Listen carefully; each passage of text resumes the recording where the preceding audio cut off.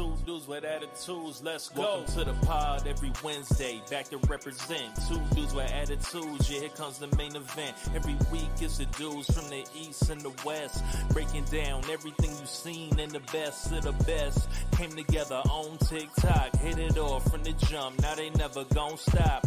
Shooting star, PRS, you can hit the follow. My wrestling opinion is someone you should all know, and they call him MWO. Yeah, it's rich on the flow, and I thought you should know. Two dudes in the mood that be dropping the jewels. This is not for the fools, this is just how we do.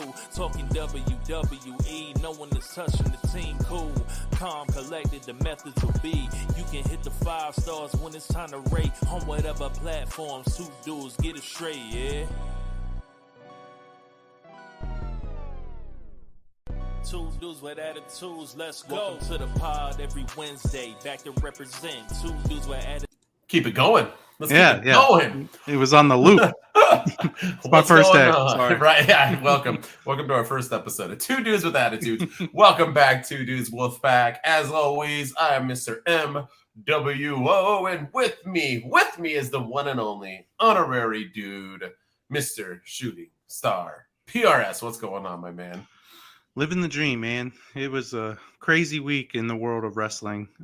We also had a holiday thrown in there. So this yesterday was like the Mondayest Wednesday I've ever felt going back to work. I got my days all mixed up. I thought it was Friday for the longest time today. Yeah.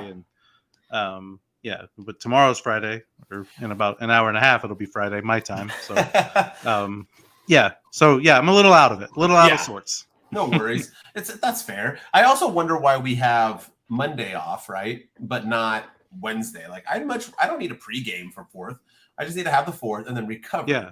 So I did the opposite on the 4th of July. I just stayed home, went to a Mexican restaurant, had like 3, 4, or 5 margaritas, my jam, that. Came home and like watched a couple scary movies and fell asleep. So I was like doing the opposite. Yeah. But I was dressed in all America. I don't know why I didn't post on TikTok or do anything, because I bought like WWE America, so I had like the Ultimate Warrior, like stars and stripe shirt. Oh, cool! And like the Ultimate Warrior American like socks. I don't know why I picked the Ultimate. I thought you would have decked out in like American Alpha stuff with Chad I wish Gable. I was like that committed to like go full like Halloween costume, but no. But yeah, man. With that said, we have way too much going on. So much stuff happened that we're doing this episode now. I've like forgot half this stuff. I was like, dang, like SmackDown seems like 8 years ago, but we are doing back to back. We going Drake again. We did it once before, but we going back to back. Since Tuesday was a holiday, we're just going to decide to knock it all down tonight, y'all. So stick with us if you're here. If not, then you're just watching it live. It's going to seem normal to you. But are watching it recorded, it's going to seem very normal. So we're going to start with WWE. Then we're going to take a quick, 10-second pause and then jump back on to AEW. So one of them was greater than the other. And I'll let... Yeah, everyone will be able to tell by the end of this episode. The spoiler for the next one. Yeah, we're back to that, right? Like the other, yeah. We're back on it, huh, man? AEW, oh man, they gotta start listening to us. That's the problem. All right, let's get into SmackDown. So we're going to still talk about SmackDown, even though Money in the Bank happened and we know all the results, and don't want to talk about too much leading in because there was a Bloodline segment and so on. But we wanted to talk about the 2 title matches. Well, there was 3 technically, but we're going to talk about 2 of them that happened that I guess just like, they weren't worthy enough. I guess 2 people who main evented WrestleMania Night 1 and the greatest female wrestler of all time that's not named Trish Stratus and the current champion just aren't good enough to make it on Money in the Bank. So sad for them. That 3.5 hour episode just had no room. I don't even know it was 3. If we didn't have John Cena come out, and I'll get into that anyway. But we'll talk about let's talk about. Well, I'm going to start with Asuka and Charlotte. So they've been hyping it up. Charlotte cut the line on Bianca, stole her rematch. Adam Pearce has been involved like always, and we were supposed to get something out of this, right? You're going to get Asuka, Charlotte. That's fun, right? Let's get some little fun with it. They had a solid 8-minute and 30-second match before Bianca interfered, and the match turned into 3 scrambles. And I don't know if I missed something, but I haven't heard anything of it since. So I don't know if they disappeared. They just like no Money in the. I thought like for sure after it got interfered, I was like, oh, we getting like a 3-way on Money in the Bank or something. We're going to get some kind of like.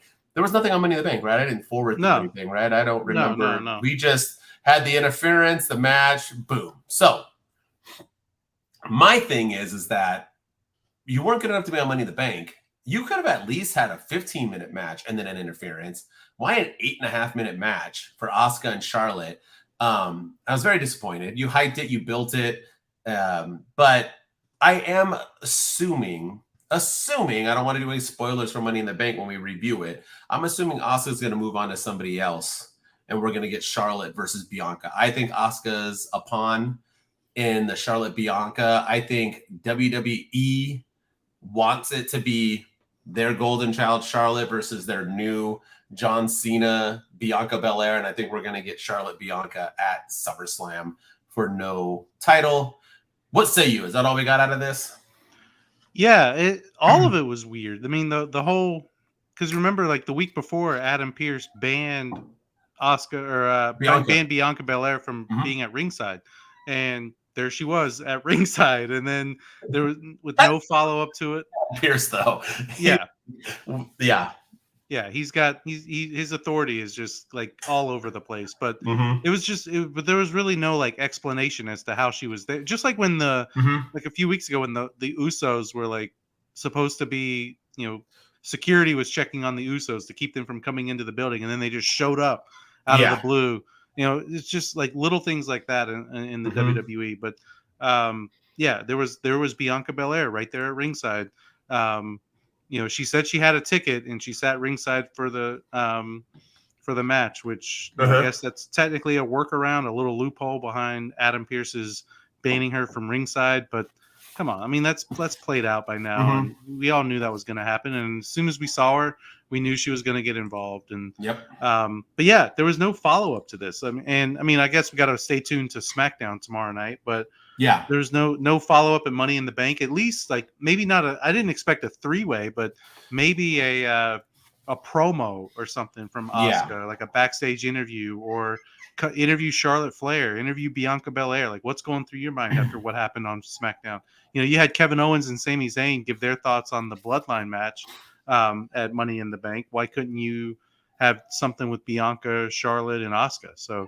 Yeah, it was all just really bizarre. It was just really, really bizarre, and it was just a weird ending, like a no contest as an ending to this. I get you want to protect all of them, you want to protect everybody, but then why have this match in the first place? It just, I don't know, I don't get it. Yeah, and you think they're just you think they're just moving on from Asuka now, and they're just going straight to Charlotte Bianca, or do you think they're still going to have one more little thing with Asuka and then move on? Yeah, I think they'll probably do one more thing with Asuka. Personally, I think they should do a triple threat for the women's title, and I think Asuka should hang on to the belt for a little while. But it'll be interesting to see because we've said on this podcast several times that Charlotte Flair has to have the women's title. So I'm actually surprised that they didn't pull the trigger on Charlotte and put the belt back on her on that SmackDown in London because she has to have the title. So I'm curious to see if they move on if Asuka moves on to Io Sky, if Asuka moves on to Bailey or Damage Control or whoever, and we get Charlotte Flair and Bianca Belair without the title. I think that'll be interesting too because Charlotte always has to have the belt. Yeah, she does. All right, what title match you going to talk about? Oh, the other guys who main evented not just night 1 of WrestleMania, but they're technically the first team to give Solo Sikoa and Roman Reigns their first loss as a tag team at Night of Champions. So Solo and Roman, they're 0-2 as a team. But yeah, we'll talk about that later. But Sami Zayn and Kevin Owens defending their tag team titles against Pretty Deadly. And I was actually torn on this match because there was I felt that it was a little too soon to take the belts off of KO and Sami. Yeah. But I love what they're doing with Pretty Deadly. I mean, these guys, the rise of them has been spectacular, and just they're great in the ring. They're gold on the mic. They're entertaining. They're fun to watch, and I think the right team won. It was KO and Sami. I think they made the right decision. But I am curious to see what happens now to Pretty Deadly because they kind of fall by the wayside now in the tag team division, and they have to work their way back up. Do they get an automatic rematch against KO and Sami? What happens next for Pretty Deadly? So that's the one thing I'm concerned about because they went for the titles right out of the gate. Yep. And now what do they do with them? But I love Kevin Owens and Sami Zayn. I love. I think that match was definitely match of the night in my opinion. These guys are gold. They're fantastic, and yeah, I loved all of it. And kudos to Pretty Deadly. They put on a hell of a match, but again, I'm just concerned about what's next for them. I agree, and I don't know if this match, though, even though I enjoyed it and I liked it, like you're saying, it was a hell of a match. I don't know if it was good enough, though, to give them a good enough rub. You know what I mean? Like, yeah. I don't know. I think it was too soon. Like, we knew they weren't going to win. Pretty Deadly's not going to beat KO and Sammy right now. No. They didn't have any build to cheat to win. They didn't have any build to win cleanly. There was really nothing there other than a match. So hopefully WWE thinks it was a good enough rub, because Pretty Deadly's money. I loved them in UK. I love them in NXT. I love them now. They need that. Like I keep saying, they are the Rockers with HBK as bad guy HBK. After Marty Jannetty was thrown through, that's what the vibe they give me. It's like if HBK and Dolph Ziggler created a tag team, they would be like Pretty Deadly. Talent wise, no, but like their vibe, their the Dolph Break Kid. Yeah. The Dolph Break Kid. Cheerio. I like it. I like it. Ooh, DB what? So yeah, but so I'm so I was upset that they lost so but other than that, I'm just hoping that they gain something from this, and it's not just going to be now they're just going to be that laughing the Viking Raiders. Right. So hopefully they don't become that. Hopefully they can continue to build on that and get something else. You don't have to be a champ to be important. So hopefully we can move on from that. And they need a crew. Pretty Deadly's would be good with another heel and have like a 3 pairing teaming. And I remember they were pairing up with someone when they first got here. There was a rumor. Was it Dolph? Who was it? It was the Raw after WrestleMania, the one that we were at. There was a rumor that Pretty Deadly was going to debut with Seth Rollins. And then they didn't, and that's why he was so mad, and they changed it at the last minute, and he threw the microphone, and so we saw that. Yeah, we saw that live and in person, and it was the worst event of my lifetime. Was it bad? But yeah, they were rumored to, but like I don't know how, like, I guess because Seth Rollins dresses like they do or something, but I don't know. But that's I think they need a heel. I think they need a heel, and not a baby face. And Seth is a super over baby face. So I don't know. Yeah, I agree.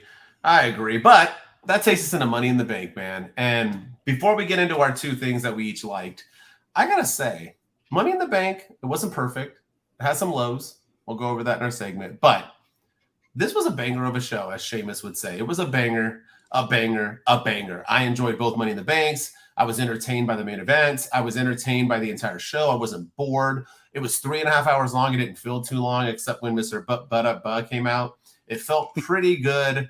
I liked it all. I even like Nakamura's theme music. So let's go into it. The first thing I want to talk about is the opening match. The thing that shook up the internet. Rumble, rumble, grumble. They were so upset by it. We had the men's Money in the Bank match, and everybody came out to a pretty good applause or a decent boo, and out came Mr. L.A. Knight himself. The person, if The Rock and Stone Cold made love and were able to have a baby, out would come L.A. Knight, and he got the biggest pop. I mean, the damn UK, they were loving them some L.A. Knight. He came out to a huge pop, and the match was a banger. It had some great spots. Some of the greatest spots was mostly just Logan Paul, man. Logan Paul, I don't care what anyone says. Dude, once again, when he's in that ring, he freaking brings it. He don't mess around. He doesn't go slow. But out of all the matches of watching it beforehand, because I watched it late and got no spoilers, and I was at Disneyland, so I had to catch it. On that. No spoilers. I didn't know anything. I literally stayed off of TikTok for like a day and a half. I told you beforehand, I know for the women's one too, but I was like, dude, there's going to be stuff, like who's going to botch it up? I would not think it was going to be Ricochet. And I know people are trying to give crap on that. I know Logan Paul talked about it and was blaming himself for not being ready. But to me, Ricochet is a professional. They were supposed to do some kind of backflip move through a table off the side rope or whatever. And they both went to jump off the rope. And Logan Paul didn't even come close to being on the ropes. And Ricochet missed the ropes. But then Ricochet got the ropes on his second bounce. And instead of making sure Logan Paul had his feet anywhere near. Logan Paul's feet were like half in the side of the ring, half out in between, and he yanked to Logan Paul anyway. And Logan Paul even said, he was like, I wasn't ready, and I just thought, oh shit, here, I gotta go, like I'm gonna die, literally. And he flipped him over, and woo! This was like a close, like Draws type moment. And I don't want to say that because rest in peace to Draws, man, just passed away. Yeah. Poor man. And you know, that dude was an inspiration to everyone, because whatever happened to him when he was paralyzed by D-Lo, he forgave, lived a great life, that best that he could, and was always super positive. Draws was a great human being, and rest in peace to him. We need to do rest in pieces. We have all these wrestlers past. We never say we need our condolences to them on our podcast, but rest in peace and to his family, and you know, you just stay strong. But he pulled him, and he was like inches away, and he hit like the side of his neck, scraped his arm. The table barely broke. It was a pretty, I was actually pretty upset with Ricochet, because I was like, dude, you got to know if that guy's ready or not. You can't just like jump blindly. Yeah. But maybe I saw wrong. You can comment. But going back into the match, that was like the real only botch. I know people were like, the ladder spot was a botch. That wasn't a botch. The ladder didn't break. It was perfectly landed, perfectly sold by both him and Damian Priest. And I think that's why Damian Priest is like, hey, if you're going to win, you're going to have to take a pretty gnarly ladder dive from Logan Paul, who, by the way, does one of the best frog splashes I've ever seen. He did that from the apron. That was like from the apron. That was crazy. It looked like he came from the pole. He literally jumped off the apron and did that phenomenal splash. But anyway, we get the end of the match. There's LA Knight. Nobody's in sight. Everyone thinks LA Knight's going to win. They get the crowd hyped. Everybody has those, you know, hard nipples that Homeboy has in AEW. This crowd is like sucking their teeth. They are so excited. Beers are getting thrown everywhere. They are chanting LA Knight's name. And here comes Damian Priest out of nowhere. I almost said Sandow because he won it. Damian Priest out of nowhere and literally ruins everybody's lives, throws LA Knight down, takes that thing and holds up that belt proudly. And the internet exploded with disgust. I know I went on too long, but here's my thing. I'm not disgusted. When you're as over as LA Knight, you don't need that damn Money in the Bank. The crowd now is going to be more for LA Knight, since they're going to be peed off that he didn't win. And it was teased that he was going to win. So now he's going to be even more over than before. And Damian Priest needed it. Judgment Day needs the rub. And Damian Priest wouldn't have got a title shot without it. I think this was the best booking decision of the night. What say you? You can talk about the botch if you want, if I'm being unfair, or talk about the ending, or the internet needs to grow up, or are they allowed to be upset? I don't know. What do you think? What say you? I don't know. I think this match perfectly sums up wrestling fans as a whole, and it perfectly explains why they are fickle. Because just a few months ago at Backlash, after that great match that Damian Priest had with Bad Bunny, everybody all over the internet was saying Damian Priest needs a push. Damian Priest needs a rub. They need him. He's going to get a huge push after that. He deserves it. He wasn't even on the WrestleMania card. And he got like, he had match of the night with Bad Bunny. It was fantastic. And he's a great worker and he needs to be rewarded. And now he's getting rewarded and everyone's upset about it. And it makes no sense. But I was actually I was very surprised that Damian Priest won the Money in the Bank. And I texted you instantly. I was like, oh my God. I know. I loved it. I loved it for everything for what you just said and everything. But I was surprised because of the way he was built going into that match. I mean, you wouldn't have even known he was in the Money in the Bank match. You know, he wasn't in the he wasn't in the promo battle with Ricochet and Logan Paul and LA Knight, and they did they had something the following week too on Monday Night Raw, and he wasn't involved in that. So you wouldn't have even known that he was in the match. And then, he wins the daggone thing. And I was just so happy for him. I think it was the right decision. Triple H even said in the Money in the Bank press conference afterwards that good things come to those who wait. LA Knight is, someone that we love, and he's going to be rewarded for his efforts here very soon. We know we hear the crowd response. We know that he's super over, but I think it was the right decision. You can't put it. I think they have to have a decision on LA Knight. Is he going to be a babyface? Is he going to be a heel? It makes sense for Money in the Bank to be on a heel. If LA Knight's going to be a babyface and he's going to embrace this babyface character, then him holding Money in the Bank doesn't make any sense. Then you have to put the belt on him. Who does he does he dethrone Roman? Is that controversial? Does he beat Seth Rollins? Is that controversial? Does he cash in on the I don't know, but I like the fact that it was Damian Priest. I like the fact that I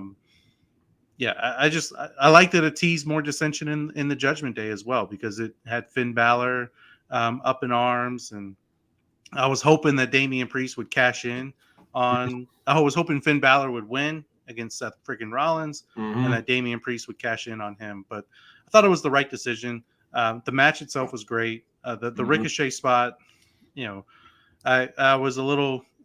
I did cringe when I saw it. I was like, "Oh my god!" Like I think he's dead.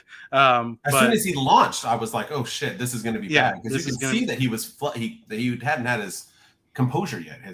Logan Paul wasn't ready. Yeah, no, but no. I thought other than that, I thought the match went off without a hitch. I thought it was great, and I think it was the right decision for Damian Priest to get the win, no matter how the internet feels about it. Agreed. All right, what's your first love or hate? I think we got to talk the elephant in the room, and that is Roman Reigns. The main event, the Usos versus Roman and Solo Sikoa, Bloodline Civil War. This was perfect. All of it was perfect. The match was perfect. The entrances were a little too long. The recap was a little too long. I think like 30 minutes went by before the match even started, from recap to entrance and the stare down and everything. I'm like, all right, come on, let's. You can't fast forward it when you watch it live. I'm like, oh gosh, come on. But no, I mean, but the match itself was great. There were little subtle nuances that went back to some of their older matches. The Jey Uso, in what was it, 2020, when Roman pinned Jay, or Jay tried to pin Roman after doing the frog splash. Yeah. And when Roman kicked out, he low blowed Jey Uso. Well, this time, Roman tried to pin Jimmy on top of Jay, and it was Jay who kicked out and low blowed Roman Reigns. It was just little nuances back to their original match. The 2000, I don't even remember what year it was, but Roman Reigns took his first pin in the WWE to Jey Uso the exact same way. It was a super kick, and then it was a frog splash, and it was the exact same way. And this happened in this match. So all the subtle nuances were perfect. The match itself was great, and Roman Reigns took a pinfall loss, a clean pinfall loss to his cousins, to Jimmy and Jay. I know everyone wants to give credit to Jay, but it was Jimmy and Jay. Jay just pinned him, but Jimmy and Jay beat Roman Reigns. Jey Uso pinned the Tribal Chief, and now apparently this week on SmackDown, Jey Uso and Jimmy Uso are taking Roman to tribal court. So, I didn't know you can just do it. I didn't know anybody's allowed to just do this. Like, you just call for it. We saw Sami Zayn in it last time, and it didn't go so well for him. So I'm curious to see what happens. And like, can we get Rikishi involved? Can we get some of the elders involved in this and make them make a decision, make them vote? Something, do something. But no, this match was absolutely perfect. It was well done.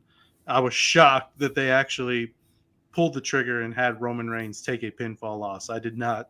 That was something that I didn't think I wanted them to do it, but I didn't think they would actually do it.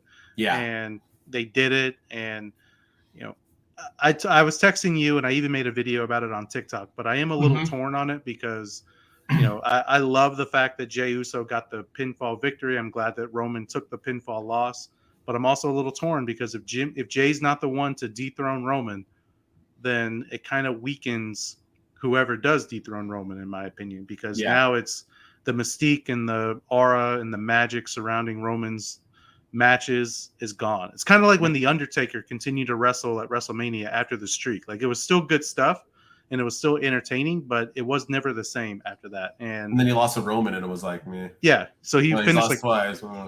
Yeah, he was 21-2 at WrestleMania, but it didn't mean anything when he lost to Roman because he lost to Brock. And so I'm kind of worried about whoever does dethrone Roman, if it's Cody, if it's Kevin Owens, if it's Sami Zayn, Drew McIntyre, Braun Breaker, Brock Lesnar again, because they had Paul Heyman was carrying the belts with Brock Lesnar's plates.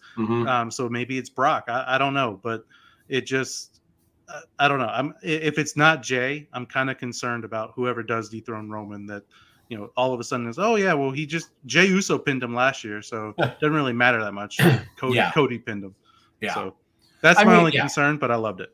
Yeah, we talked about that too, and I was saying that the only way it would work is if it's Jay, right? Yeah. Because now rumor has it, and I listen to nobody in the media or TikTok. I enjoy all my TikTokers who are trying to be Dave Meltzer or better than, but I don't listen to anybody. And now the rumor is that it's Cody, Roman, WrestleMania 40, the end. Cody's going to win, blah, blah, blah, because Cody said he doesn't want the Raw belt and blah, blah, yada, yada. But we'll talk about that. Yeah, but here's my thing. Like, I don't buy it. If Jay and Roman go at SummerSlam, then we have to go by this tribal court, because I was telling you that I think, and I told other people and on my TikToks and stuff, that I was thinking, I even did a book it or lose it, where I'm thinking it's Jay, Roman, Jay wins, solo turns, SummerSlam, the end. Everyone's like, I'm an idiot, right? But then after that, they announced the tribal court happening. And so if the bloodline's still going on, then why are we having a tribal court?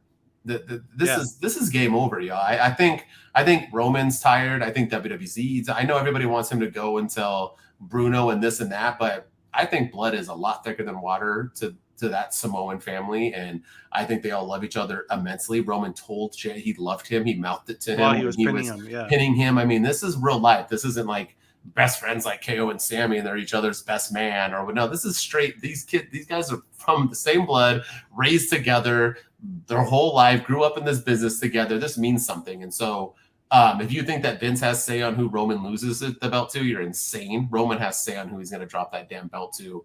And I think it's going to be Jay. I truly do. I think it could be Cody, sure. But when you think about it, I mean, Jay was first. Jay was the start of the story. Jay just is the first one to pin him after 3.5 years.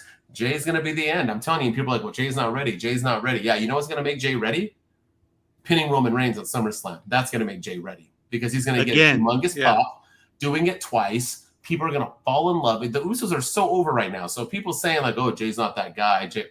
Okay, here's the thing. Nobody's that guy. I'm sorry to break it to you. If Cody wins at 40, you think by then we're going to feel more like inclined to thinking, no, Roman keeps holding this belt longer and longer. Nobody's going to feel important unless it's like a MJF coming from AEW and then beating him in his front. It would have to be like special. You know what I mean? It couldn't just be a guy. It couldn't just be Randy Orton making a return and beating him. That's not special. It had to be something. The only thing that it's going to work is Jey Uso, the story, and we would enjoy it. So I think we're going to find out a lot tomorrow. So I've eaten my hat before. I eat my hat all the time on Austin Theory. I'm not afraid to eat my hat. So if I'm wrong, I'm wrong. But I'm telling you, I just don't see it. And I'll eat my hat and still say it's bad booking. So we're going to go into bad booking right after this when I talk about my next thing. But so. Yeah, I agree. I do think it needs to be Jay to dethrone him. It started with him. It should end with him. And, I could also see a somewhat of a babyface turn for Roman Reigns after this with, he realizes that he lost the most important things in his life, and he put the title ahead of his family, the things that matter the most. And maybe that sets up a match for him at WrestleMania. Maybe that's when The Rock decides to come back and say, you know what, like, we got to teach you a lesson about family, or I think there could be like a character redemption story or something with Roman between now and Mania. And I think this is the perfect time to do it if you're going to do it. He's doing that already. He was already crying and showing sadness, and Solo was disgusted by it. Solo was like looking at him like, get up. Like he was like, disgusted what are you doing? That Roman was like showing any sort of empathy. So and that's why I think Solo's going to turn too, because I think Solo's going to be like, nah, I was following a tribal chief. You're not that guy. I think he's going to turn on him. So and help Jay win. I think it's going to be. We'll see. We'll get there. But I love this. This was, phenomenal. This was cinema. This was cinema. It was a masterpiece at its best, and it keeps getting better and better. It really does. And the last 15 minutes of that match was amazing, and the ending was amazing. And I know people are crapping on it, but I'm A-okay with Roman taking that pinfall. Made everything feel important, and we'll see it's all how you follow. But talk about bad booking. I want to talk about the match. I don't know, like maybe top 3 I was looking most forward to. You can see my shirt, kind of. You can see my hat. I'm the president of the Dom Dom fan club. And they decided to book Dominic Mysterio versus Cody Rhodes out of freaking nowhere. And the only rational decision that you would do it, not just because everyone thought it, just in general, was you're going to have Brock Lesnar cost Cody the match. There's got to be no other reason, right? Because if you're going to have this match, you have it for two reasons. One, to push Dominic to another level because he hasn't beaten that guy yet, to push him there. Two, to have Cody continue a feud with Brock Lesnar. I'm going to sneeze. Hold on. Didn't have time to pause. So those are the only two reasons. What did they do? They had threw together a garbage match. Literally, this match was trash. And I love both these guys. I also love Cody Rhodes. This was a trash match that went way too quick. That felt like it felt like a Monday Night Raw match where Cody dominated. Dom looked like a really big chicken shit hill who couldn't get no offense in, and he lost cleanly. What the heck was the point? No Brock, no nothing. This was just a stupid put together. I don't know, and that's why I wanted to bring it up because this match served it literally benefited nobody. What did Cody gain from it on Monday Night Raw? We can talk about Monday Night Raw soon, but nothing. Everything he did had nothing to do with that match. What did Dominic gain from it? Literally nothing. It only hurt Judgment Day. They started off hot. Damian won, and I straight up texted you. I'm like, hell yeah. We getting Dom. We getting Finn. You're not going to have Damian win and not have all of Judgment Day win. No, just like Mania. Rhea Ripley wins. Everybody else loses. Judgment Day just cannot get it together. What say you? Was there a point to this match, or we could have just left this? Like, what did Cody even need it? Did this help Cody's and Brock's feud now? Like, because he got a win in between. This is who he's supposed to be. That's like me fighting a 10-year-old, and like I'm bragging about it afterwards. Like, you can't. I'm not comparing Dom, but wrestling related, Dominic isn't that guy. He has to cheat to win and get help, and he's a chicken shit heel. That's what he's going for. So he's the biggest heel in the game. But Cody beating him did nothing. That would be like John Jones fighting a jobber in the UFC and like getting a title shot and bragging about it. Like, it just doesn't. Yeah. It doesn't make sense. I hated this match. I was so looking forward to this. I thought like this is Dom's big opportunity. Yep. I made a TikTok about this like maybe 20 minutes ago, and it's like already blowing up. But talking about how about it because I enjoyed it. Talk about the video I made was that it was Dom hot takes, and Dominic Mysterio I think should have won at WrestleMania Goes Hollywood against his father Ray, because it would have elevated him. And I know Ray was going into the Hall of Fame, and it makes sense that Ray won. I get it, but I still think it would have done more for Dominic than it would have done for Ray. It wouldn't have hurt Ray. They weren't going to pull the Hall of Fame induction if Ray lost. Like, that's not so Dominic should have won. And then Dominic definitely should have beaten Cody Rhodes at Money in the Bank. You continue the Cody Rhodes trials and tribulations. You continue the hard times for Cody Rhodes with or without Brock Lesnar. With Brock Lesnar would have been a cool moment for Dom to get that rub from the Beast and the help from the Beast incarnate himself, and continue the heel stuff for Dominic. But you could have done it without Dom as well. You could have had Rhea interfere. You could have had Dominic cheat the win. He pulls the tights. He uses the ropes or something to be the chick. He slaps Cody Rhodes. Whatever. And he should have beaten Cody Rhodes. He should have beaten, and I think it would have done wonders, especially if Cody is the guy to dethrone Roman Reigns. Can you imagine having that on your resume? Hey, I pinned the guy who beat Roman Reigns. I pinned the guy who beat Brock Lesnar. And beat Seth Rollins 3 times in a row. That would have been a huge thing for him. And instead, we got I don't even know if it was a 10-minute match, and that Cody won clean, and Dominic barely got any offense in. And Cody didn't need a win. And like, I'll rant about this when we talk about Monday Night Raw with Cody Rhodes, but I don't think it benefited him at all. I don't think it benefited it. Dom needed this win.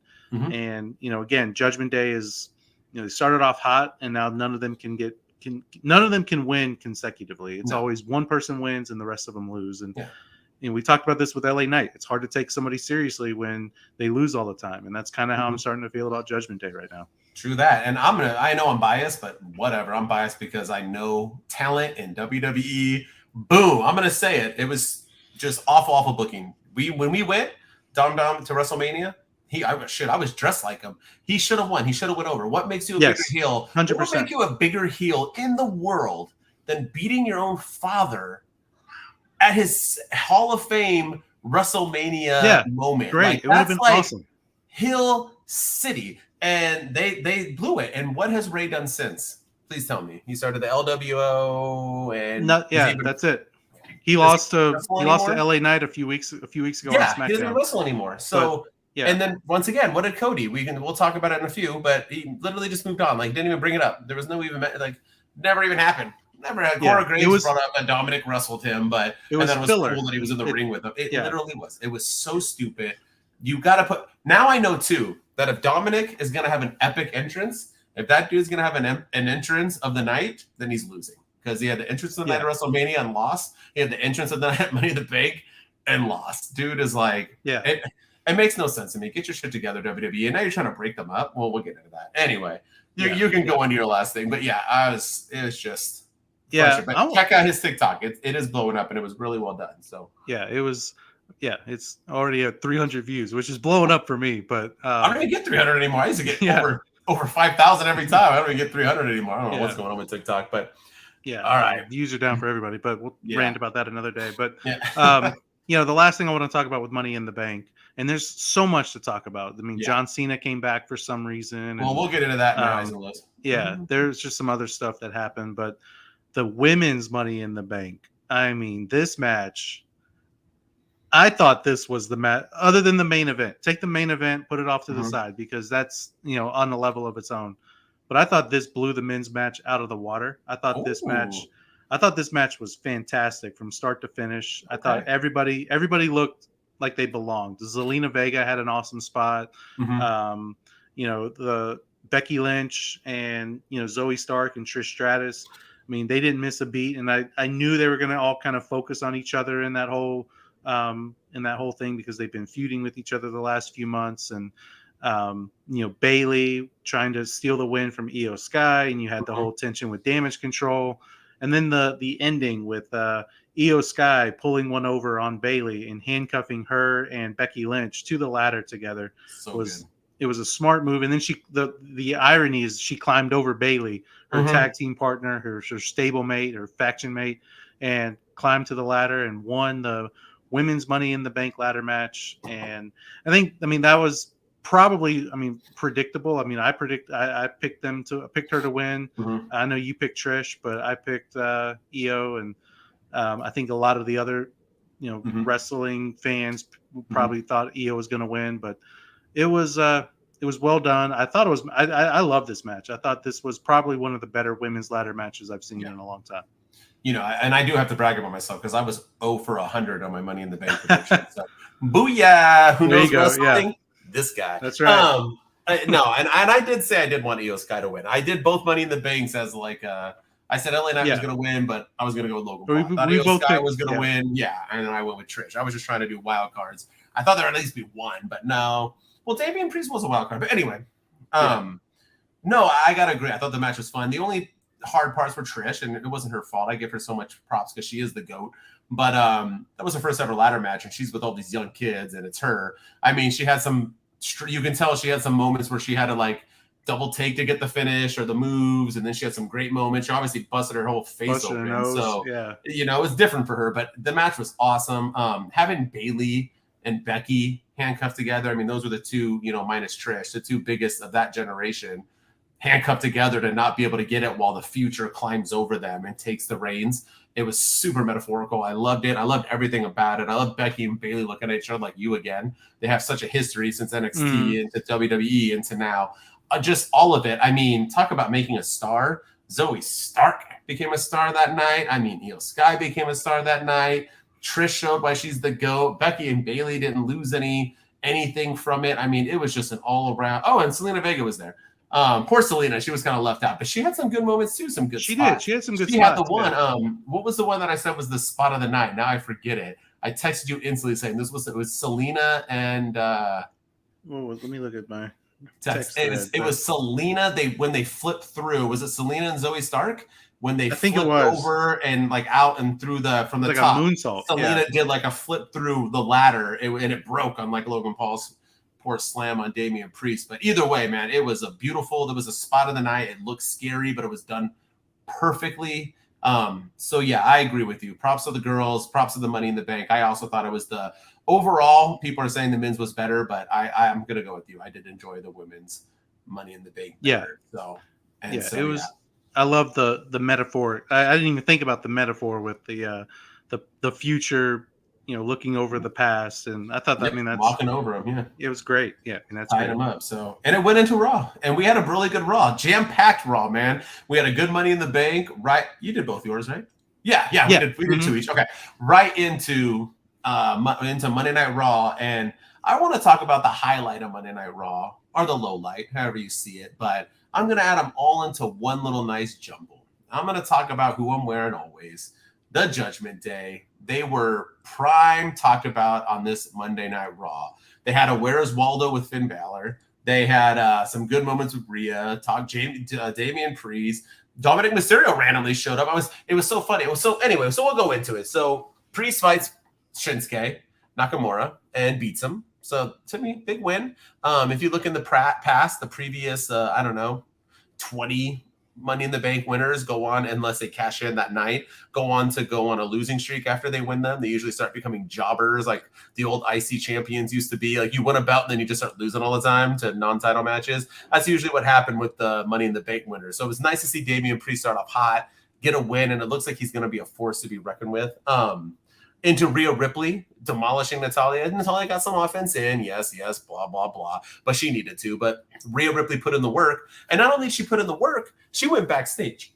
She went backstage, and Io Sky got in her face and was like, Money in the Bank, bitches. And Rhea Ripley was like, try it. Io Sky was like, I'm kind of scared. I know that was scripted, but nothing. So I'll go find someone else. But it was nice. So no fear. And then Dominic shows up out of nowhere. I thought it was really weird that he didn't come out with her, because I was like, why is Dom not with Rhea? And then Rhea got attacked by Natalya. So I was like, that's why, because it would have been weird if Dominic was there.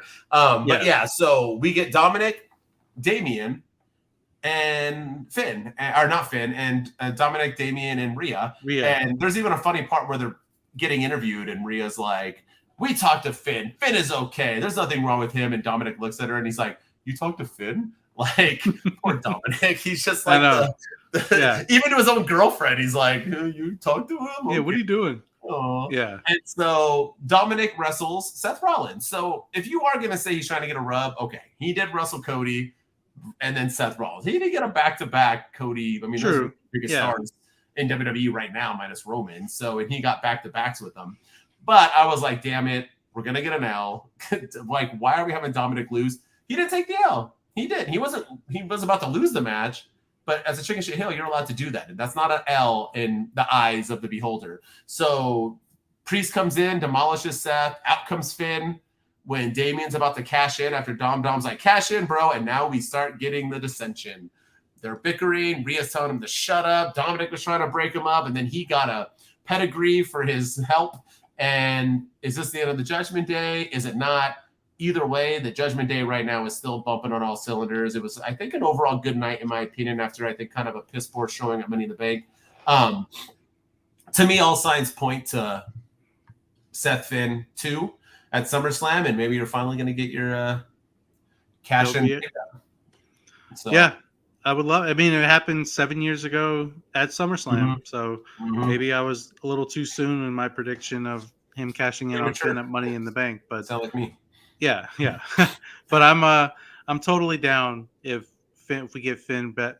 But I am concerned about the Judgment Day because I don't know what I want to happen. I don't know if I want Finn to leave the Judgment Day or Damian to be out of the Judgment Day. I'm leaning more towards Finn being out and Damian takes over as the leader. But at the same time, if they do bring in JD McDonough, then that's Finn Balor's boy, and you still have Dominic. And ideally, I'd say keep them all together and bring on JD McDonough. But if they have to go in a different direction, I mean, and now the Money in the Bank is being held by Damian Priest. I could see Judgment Day turning on him. Especially if he cashes in on Finn. I don't know. I don't know where they're going to go, but I'm intrigued to see where it goes, and that's part of the story is who's going to leave the Judgment Day first, who's going to be kicked out. But I think Finn should be gone, and Damian Priest should take over as the leader. But that's just my 2 cents. And if you got to pick one, it's got to be Finn. But I'm going to go right here and let you know I'm going Swerve. I think this is all them to set up for Finn to win. I think Finn's going to leave champion and Damian Priest ain't cashing in, and it's going to be like a fakesies. I think they're both going to be in the ring, and Priest is about to hit Finn, and Finn's going to duck, and he's going to hit Seth and be like, pin him, and Finn's going to pin him and win the title, and they're going to go home as champion thing, and we're going to – Triple H loves punching the internet in the face, so I think he reads it all and listens to gossip, and I think he's like, okay, that's what we're doing, hold my beer. So I think that's what we're going with it.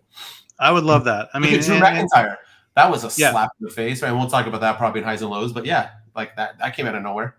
Yeah, for sure. After the internet was, he's an AEW for sure. Yeah. I was one of those people. But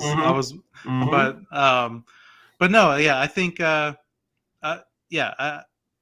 want Judgment Day to stay together. I like this group of 4, and if you have to add somebody, I think it should be like JD McDonough. But I don't think I'm not ready for them to break up. I don't want to see them. We're already seeing one stable break up, maybe 2 with Damage Control. Yep. I don't want to see all the stables end at the same time. Schism might be breaking up on NXT, and now Judgment Day's got. This is their time to shine, man. You got Imperium rolling in, let Judgment Day take over. I mean, yeah, and you keep they keep saying the Judgment Day runs Monday Night Raw, but yet they keep losing too. So I'm ready for them to start shining and start dominating and start winning for sure. Yeah, I agree. But you kind of alluded to this, Drew McIntyre. We didn't talk about him at his return at Money in the Bank, but I want to talk that he did come out on Monday Night Raw and help Matt Riddle. And Matt Riddle had a match against Imperium.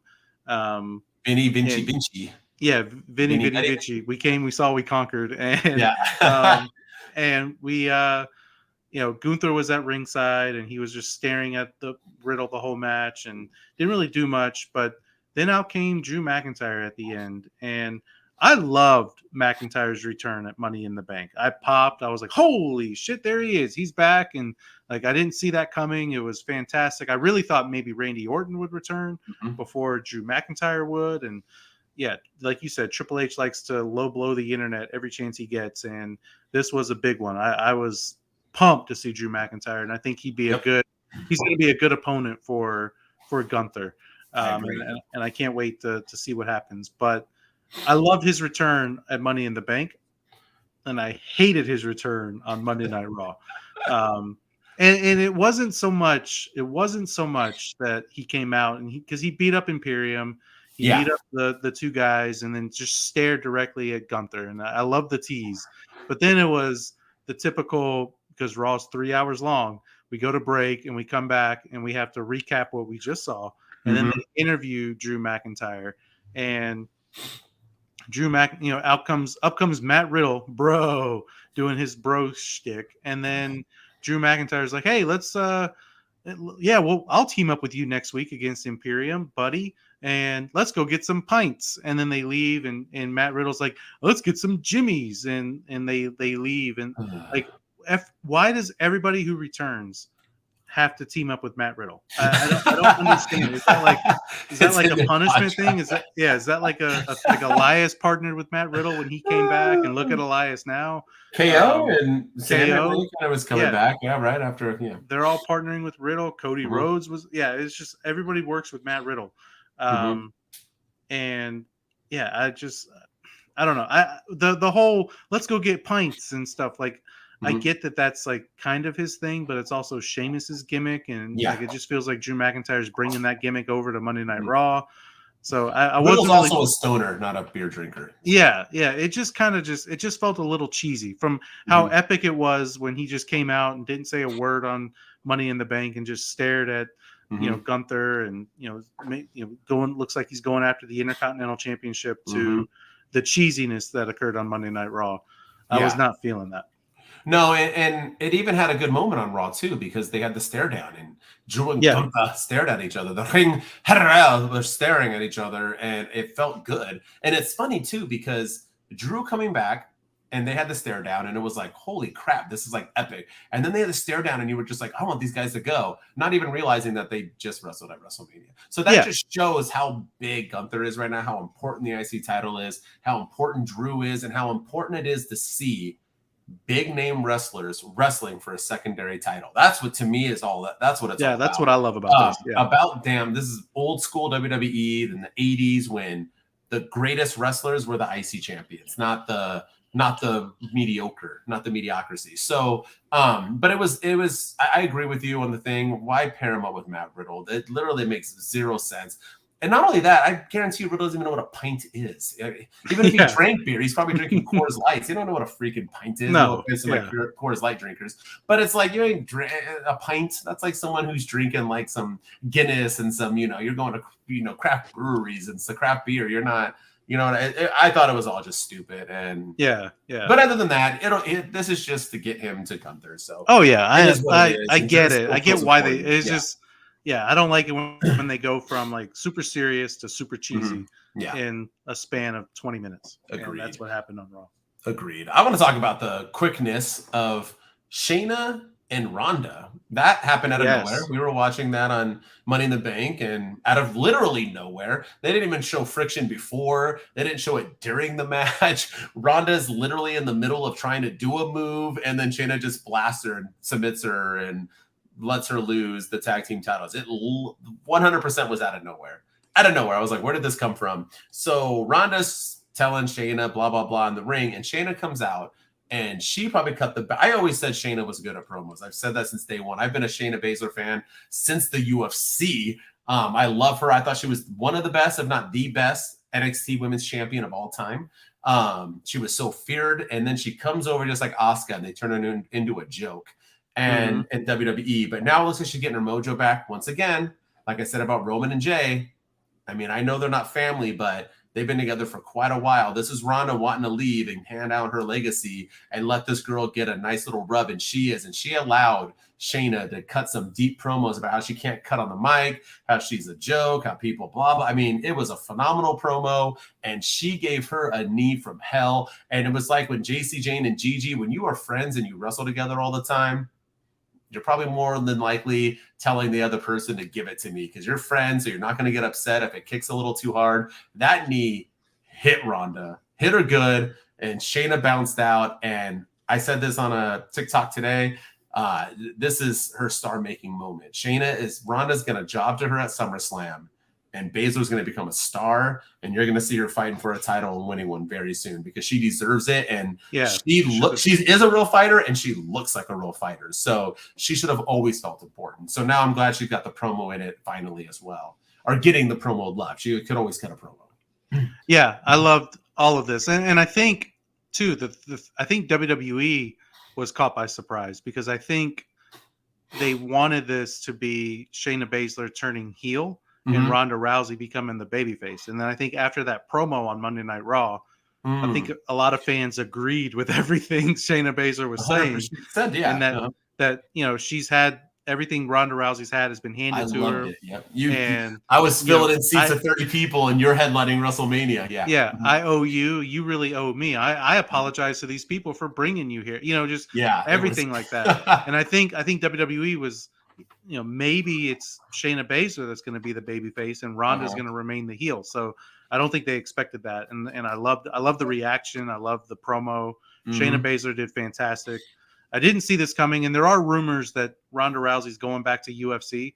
That's that she's done with WWE, and she's given them a hard out date. And it looks like this was supposed to happen later on. Shayna turning on Ronda, and maybe sets up for a match at WrestleMania. But because Ronda's maybe going back to UFC, which that's a horrible idea. But I guess now it's going to happen at SummerSlam. So they had to change all the plans, and we had new tag team champions crowned at Money in the Bank, Raquel Rodriguez and Liv Morgan, because Ronda's leaving WWE. But Shayna Baszler's a star. She should have always been treated like a star. I love this promo. I like the edgier side of Shayna Baszler, and I'm all in on this, and I hope she wins. I hope she gets a good rub from Ronda Rousey. I agree.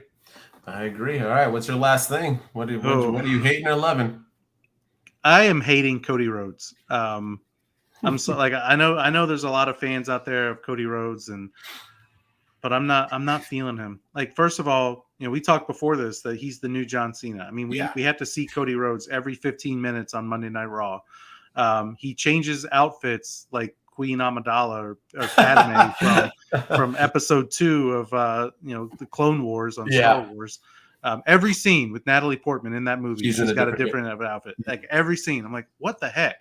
And like Anakin Skywalker's still in his same Jedi garb. But but man, like I tell you, like Cody Rhodes came out on Monday Night Raw. First of all, he interrupted Seth Rollins, and cool. Like, okay, we're gonna get Seth Rollins versus Cody Rhodes, even though at the press conference after the Money in the Bank, he said he didn't want Seth's title and that's not finishing the story.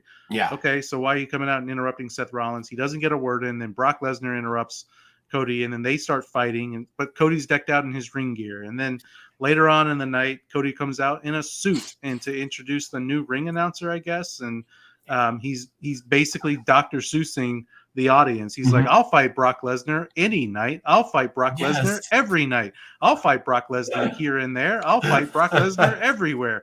I'll fight Brock Lesnar while eating green eggs and ham, and I'll fight Brock Lesnar at SummerSlam. Like, I don't like just. Oh, bravo! Yeah, that was pretty good. That was right off the top of my head. But it was just, and then he got the whole crowd to say like, "Welcome." Whatever the new girl's name is, and. It's just so cheesy. And again, there was no mention of his match with Dominic at all. There was no mention, I got to give, because usually he comes out and he's like, I got to give kudos to my opponent the night before. Yeah. And, he didn't do any of that. You wouldn't have even known they were in a match. I didn't really care for the Brock thing too, because he had to get the upper hand on Brock. And I'm not feeling what they're doing with Cody Rhodes right now. And like, what are I'm going to rant here, but what, like everyone's talking about hard times with Cody Rhodes and the trials and tribulations of Cody Rhodes. What are they? Because I've yet to see, I mean, yes, he tore his pec and I get that. Yeah. That was legit, but he was 3-0 against Seth Rollins. He tore his pec, came back and won the Royal Rumble and then lost to Roman at WrestleMania. Okay. That stung. Okay. Then he wrestles Brock Lesnar, turns on him because they're best friends after one night. Brock Lesnar turns on him on the Raw after Mania, and then they go to Backlash. Cody beats Brock at Backlash, and then Brock beats Cody at Night of Champions. So Cody's only lost 2 matches. So what are the hard times? And then Cody schools Dominic Mysterio, and he's probably going to beat Brock at SummerSlam. So 100%, yeah. What are the trials and tribulations Cody Rhodes is having to go through in 2023? Like the hard times. I don't get it. Yeah. And the whole he has to overcome adversity every match that he's in. The broken arm, and he's got his cast off, and he's ready now. Like you just let the man wrestle with a torn pec, and he didn't complain about it. Now everyone's talking about, he can't go out there with his broken arm. He can't go out there with his the medical clearance. It's just, I'm over Cody Rhodes right now. I think they need to go in a different direction. I agree. And also, like I keep saying, he's 100% John Cena. John Cena is the only man to not open up a Monday Night Raw, but to still take over the entire, like Seth Rollins out there for literally no reason. And then on top of that, you had him come back out, like you said, in a new outfit, and it was all he said was that he was willing to fight Brock Lesnar. He didn't say anything else about Brock Lesnar attacking him. And then did Brock Lesnar leave for the night? No. Yeah. All of it was stupid. Every time Cody's on my screen now, I'm just like, ugh.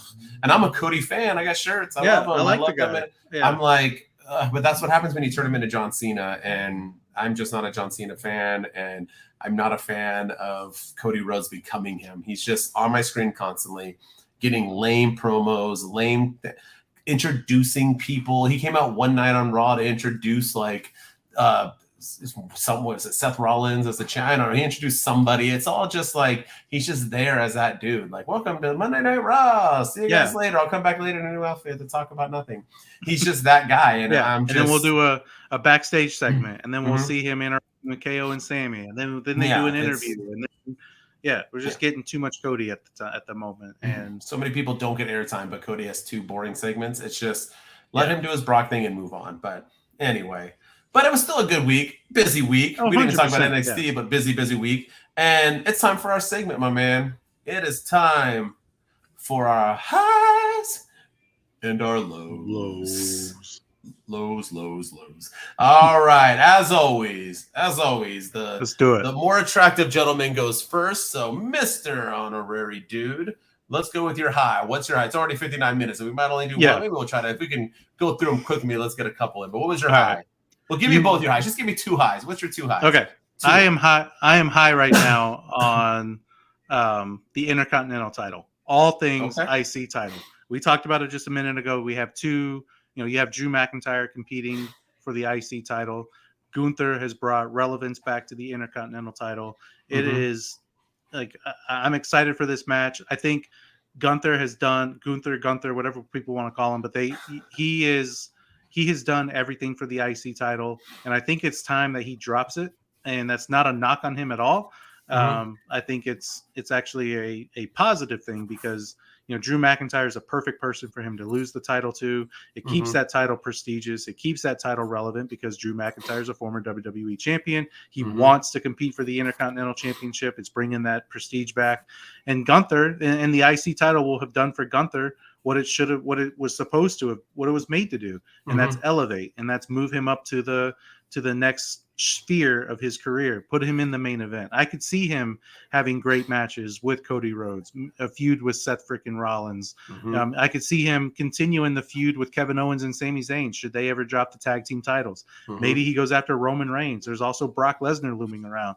I mean, I think he could have a match with a mop and it would be fantastic. But yeah, for sure. But I think it's time that we see Gunther move up to the main event, keep the IC title prestigious, keep it illustrious, and keep it relevant by putting it on somebody like Drew McIntyre. And that's what it's made to do. That's what it was supposed to do. That the WWE, aka Vince McMahon, lost sight of that a few years ago, and the IC title was so irrelevant. But I'm loving everything that they're doing with the IC title right now. I agree. All right, you got one more? You want to throw one more, and then I'll comment on both? Yeah. Oh, you just want to do that? What are you doing? Yeah. What's your other? Yeah, my other high. I'm high on Logan Paul. I am. I haven't been as big of a Logan Paul fan as other people, but I'm high. I mean, he hasn't had a bad match yet. Him and Ricochet at SummerSlam. That's what it's looking like. It's going to be. It's going to be fantastic. I think Logan Paul, he brings it every night. I wouldn't have been mad if he won Money in the Bank. So I'm very, very high on Logan Paul. I think it's he is doing big things in the WWE, and I think it's a matter of time before he wins the title.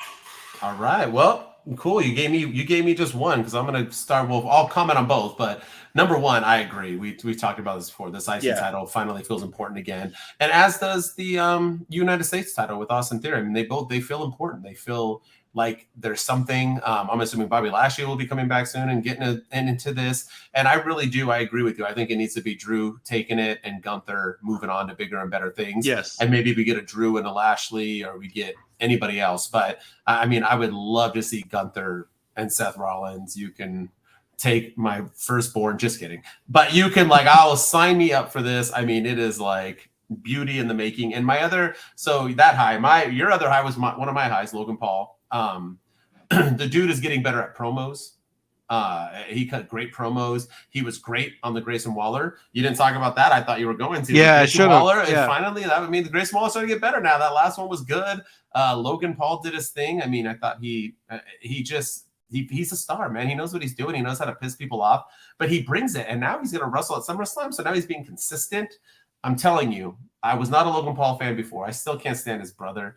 But the dude, I have to like and respect you when you're a part of something that I love so truly. And minus my family and friends, wrestling's like there, right? I mean, it's just that's how much I love wrestling, right? And so it's like for you to be a part of it and take it so seriously and to support it so much on podcasts and talk about it. I mean, I got to give him his flowers. And my other one, I had so many things we talked about already, but I want to once again just talk about it. I thought one of the highs, honestly, was Roman getting pinned. I thought it was just not just because of the importance of it or if it was right or wrong, but the fact that it was just shocking. I honestly, I know you talked about it, and I think you predicted the Usos would win, and but it was still like, okay, it's got to be Solo then, right? Like the fact to see Roman get pinned and then get pinned clean was just unreal. It was like weird because it's wrestling, right? And when it happened, I was like literally like,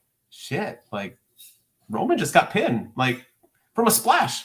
Roman just got pinned from a splash. Roman and Solo did a combination of a spear and a Samoa spike onto Jey Uso and pinned him instantly, and he kicked out. And you're going to tell me Jey Uso ain't a star? It was just an insane moment, and so Roman getting pinned also had to be one of my highs. Yeah, no, I mean, we talked about it. It was fantastic. I loved all of that stuff. I mean, the low blow from Jey Uso when he kicked out to the pinning him the exact same way he pinned him when Roman debuted, and it's just it was all good stuff. I loved all of it, and I mean, it was picture, and I did kind of like. I know that it was kind of cheesy watching it at first, but getting Sami Zayn's perspective on it before the match started too, because he's a big part of this whole bloodline story, and he talked about how this match meant something to him and how it felt really personal for him, and I do like that WWE keeps alluding back to Sami Zayn. They haven't forgotten about his part in the bloodline at all. Yeah, everything has been. I mean, even in the turn when Jey Uso was going to fall in line before he decided to super kick Roman. I mean, there was a stare down with Jey Uso and Sami Zayn backstage on SmackDown, and all of this stuff has been great, and I want to see where it goes. I'm curious to see what happens with Tribal Court. I can't wait. And is Jey Uso the new Tribal Chief? We'll see. We'll see what the elders say. We'll see. All right. What's your low? You want to do 1, 2, whatever you want to do? Yeah, I'll just do one low. What's your low? And you kind of said it with I talked about the IC title, and you said that the US title still feels important. My low is the US title right now. All right.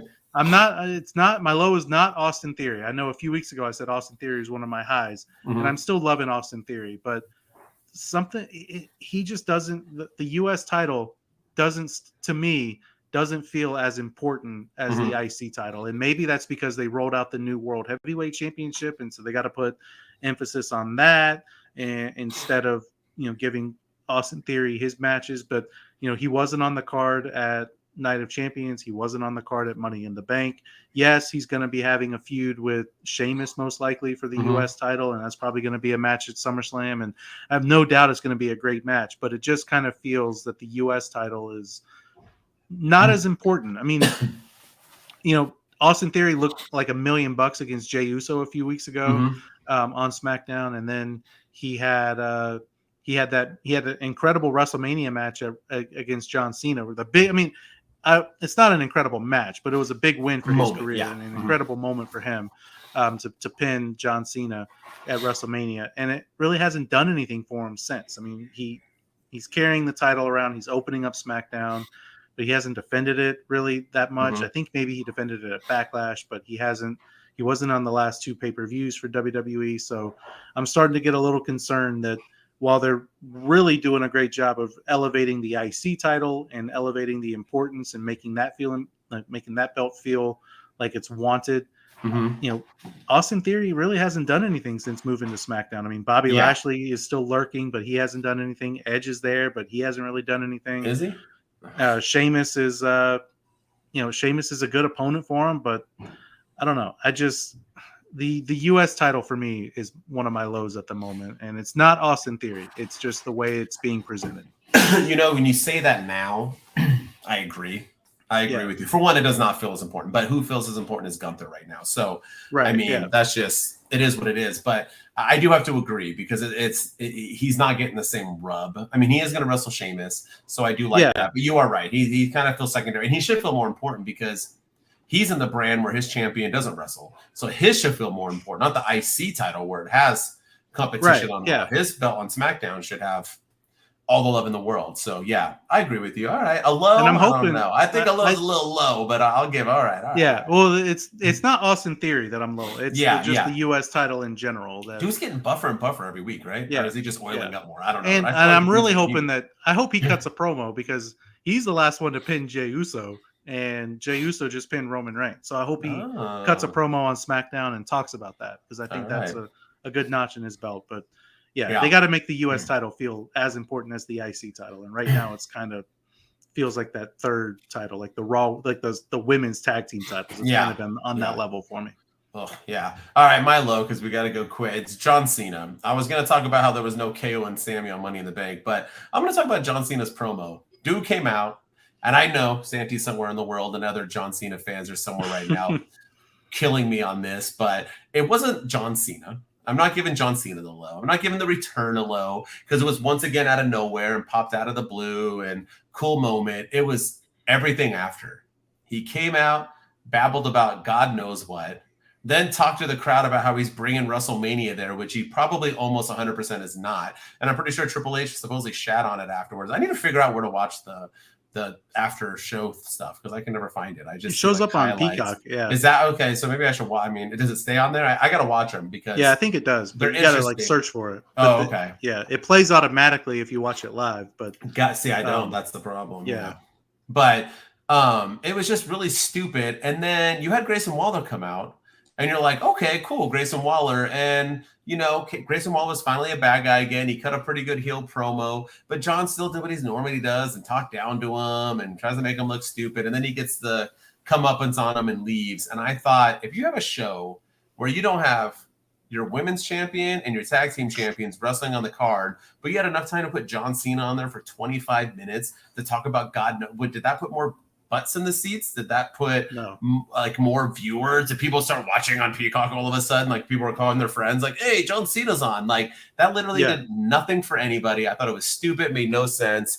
And then the show, if you cut that out, the show only goes 3 hours, which is like perfect. So and if you take that out, Kate, there's no it doesn't do anything to the show. It doesn't hurt the show at all. It literally that whole segment served no purpose in my opinion. And him saying he's going to bring WrestleMania to London and how we should bring WrestleMania to London.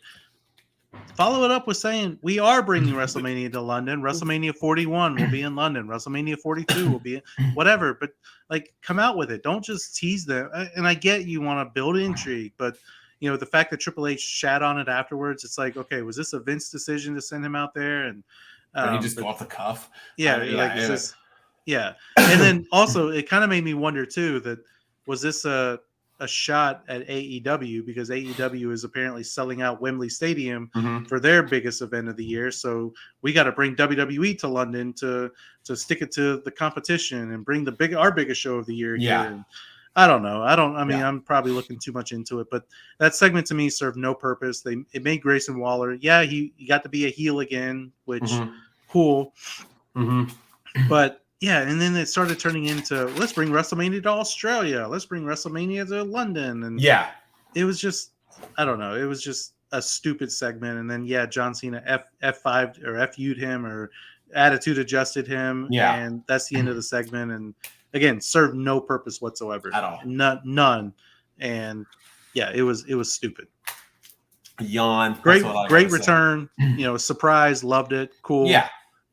But what was actually said and what was actually accomplished in that is what I'm low on. So I agree with you on that. Same thing with John. Always the same thing. But anyway, we're jamming up because tomorrow SmackDown's going to be hot. I'm assuming Raw's going to be hot. We'll be back to our normal summer schedule of Tuesday at nighttime again for WWE. No holidays for us this week, but thank you. Thank you for those who tuned in. Thank you for those who are watching on the replays. And we got to get this new AEW one going on. So as always, I'm Mr. MWO. For those of you who are just watching this one, subscribe, keep liking, keep going up. Our YouTube is still blowing up. Do everything else. Tell your friends. Do it all. The more we get, and we're going to start working on that sponsorship. And in 2 weeks, I'm going to start printing out those T-shirts for me and Shooting Star to be rocking soon. So, and then we'll see if people like them, and we'll go from there. And as with me, as always, is Shooting Star Press. Hit us up on our socials right here on the screen on Instagram and TikTok. Follow us, the podcast, on Apple and Spotify, YouTube, Twitch, you name it. We're on there. And we're 57 episodes in. We're about to do 58, and by next week we'll be at episode 60. So we keep getting better and better. A lot of podcasts fizzle out after about 4 months, and here we are, almost 60 episodes in. So yes, sir. I think we're doing something right. I agree. All right, man. Two dudes. And we'll see you guys in about 10 minutes. We out. That's right. With attitudes, let's go to the pod every Wednesday, back to represent. Two dudes with attitudes, here comes the main event. Every week it's the dudes from the east and the west, breaking down everything you've seen in the